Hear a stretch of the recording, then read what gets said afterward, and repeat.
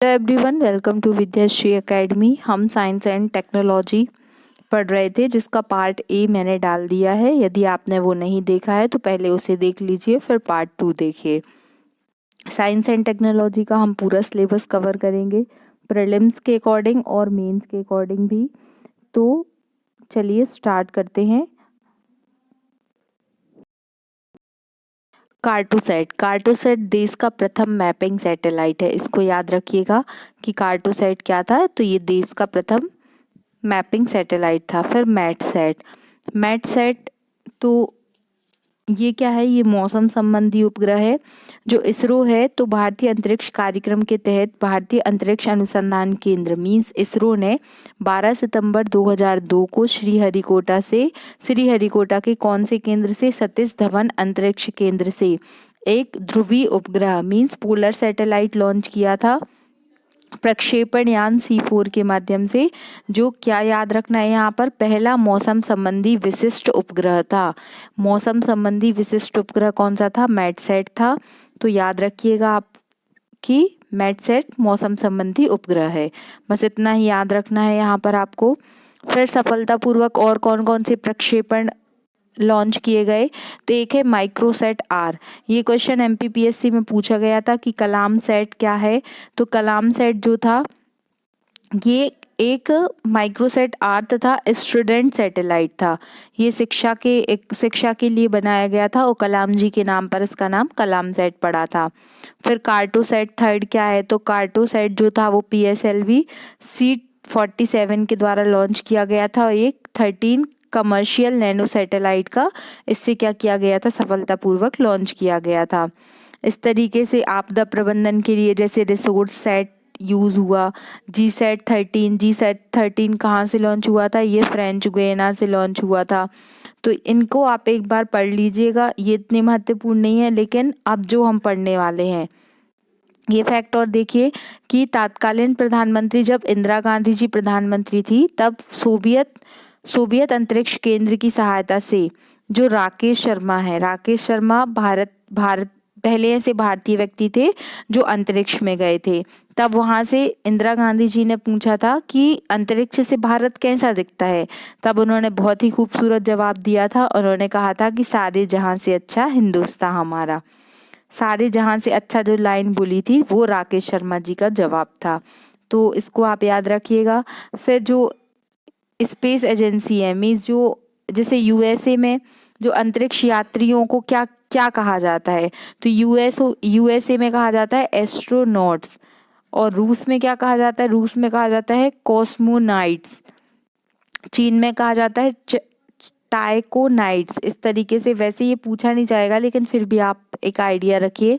फिर अंतरिक्ष में मानव भेजने वाला भारत कौन सा देश बना था? तो भारत 14वां ऐसा राष्ट्र बना था जिसने अंतरिक्ष में मानव को भेजा था। और भारत की मतलब राकेश शर्मा जो थे वो कौन से नंबर के व्यक्ति थे? 139वें नंबर के व्यक्ति थे जो अंतरिक्ष में गए हुए थे। और पहली महिला यदि पूछा जाता है तो आंसर क्या होगा? पहली महिला जो अंतरिक्ष में गई थी भारतीय मूल की महिला थी कल्पना चावला गई थी। और इनकी मृत्यु 1 फरवरी 2003 को इनका जो प्लेन था वो क्रैश हो गया था, वापस नहीं आ पाया था। तो याद रखिएगा। और कोलंबिया का मिशन था MTS-107। ये भी आपसे पूछा जा सकता है कि MTS-107 के वातावरण में पुनः प्रवेश के बाद कुछ देर बाद वो नष्ट हो गया था प्लेन।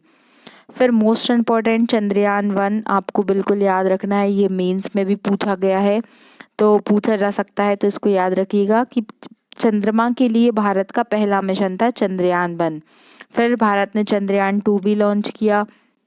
और विश्व का कौन सा चंद्र मिशन था? तो विश्व का 68वां चंद्र मिशन था। भारत ने सबसे पहले चंद्रयान का प्रक्षेपण कहाँ से किया था? श्रीहरिकोटा के सतीश धवन केंद्र से किया था।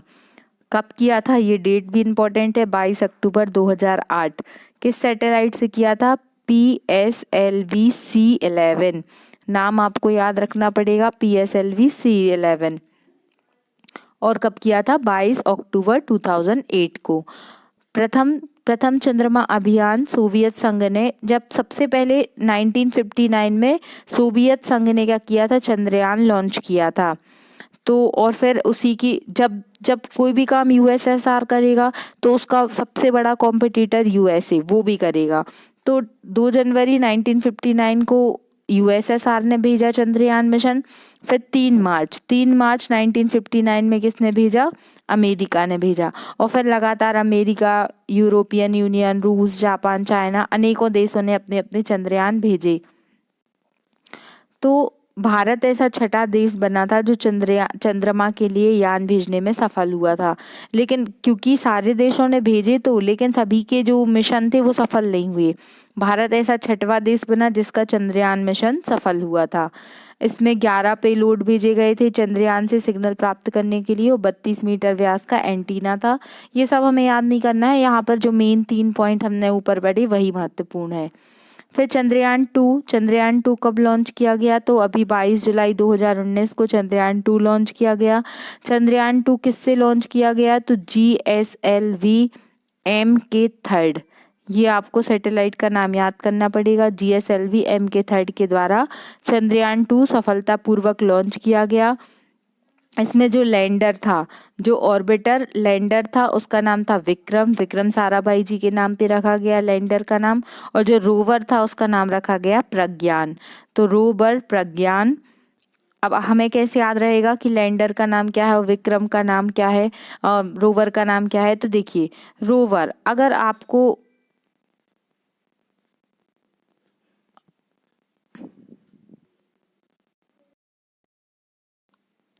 देखिए चंद्रयान 2 में जो लैंडर है उसका नाम है विक्रम और जो रोवर है उसका नाम है प्रज्ञान। अब हमें ये कैसे याद होगा? तो लैंडर का नाम विक्रम, तो विक्रम साराभाई को क्या कहा जाता है?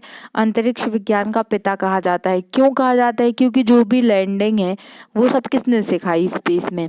तो वो विक्रम साराभाई जी ने सिखाई। तो लैंडर का नाम विक्रम है। अगर हमें लैंडर का नाम विक्रम है तो अब दूसरा नाम ऑब्वियस है कि रोवर का ही होगा। तो रोवर क्या है? प्रज्ञान। इसको बस याद कर लीजिएगा। फिर भारत का मंगल मिशन तो मंगलयान तो मूवी, मंगल मिशन आपने मूवी भी देखी होगी अक्षय कुमार विद्या बालन वाली, तो उससे भी आपको इसके बारे में पता चल गया होगा। भारतीय वैज्ञानिकों के द्वारा पूर्ण रूप से तैयार किया गया। इसमें ना यूएसएसआर की कोई मदद है, ना रशिया की, मीन्स वही रशिया, और ना ही यूएसए की, किसी भी देश की कोई मदद नहीं है। ये 100% क्या है? भारतीय मिशन है।